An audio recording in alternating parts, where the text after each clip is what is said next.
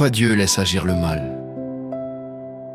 Question est ancienne, profonde, presque universelle. Elle traverse les siècles, les cultures, les prières silencieuses, comme les cris du cœur.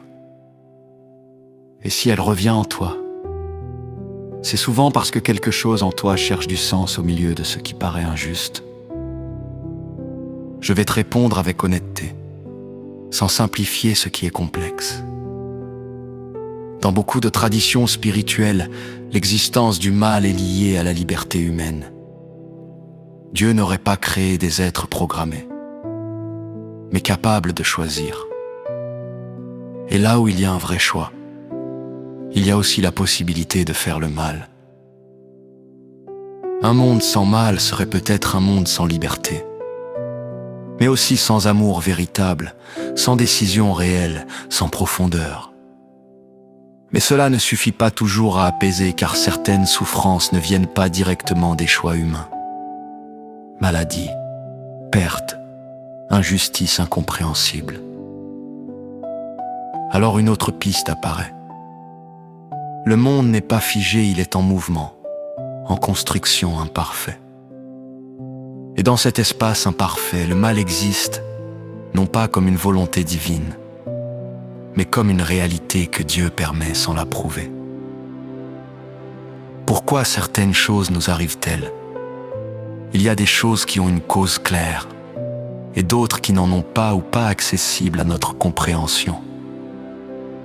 Chercher une explication absolue à chaque épreuve peut parfois faire plus de mal que de bien. Certaines approches spirituelles disent ceci. Ce n'est pas toujours le pourquoi qui libère, mais le comment je traverse cela. Cela ne veut pas dire accepter la souffrance comme quelque chose de bon, mais reconnaître qu'au cœur même de l'épreuve, quelque chose peut encore naître. Une force, une lucidité, une transformation. Pourquoi avons-nous des doutes? Le doute n'est pas forcément un manque de foi. C'est souvent une preuve que ta foi est vivante. Quelqu'un qui ne doute jamais ne cherche plus. Et quelqu'un qui cherche est déjà en mouvement vers quelque chose de plus profond. Dans la Bible, même des figures fortes comme Job ou Jésus-Christ ont traversé des moments de questionnement, de douleur, presque d'abandon. Le doute n'est pas une faiblesse spirituelle, c'est une traversée. Pourquoi certaines personnes souffrent plus que d'autres? C'est probablement la question la plus difficile. Il n'y a pas de réponse simple, ni parfaitement satisfaisante. Dire que tout est juste ou mérité serait profondément faux et blessant. Ce que certaines traditions affirment, en revanche, c'est que la valeur d'une vie ne se mesure pas à la quantité de souffrance ou de facilité, mais à ce qui se construit à l'intérieur de cette vie.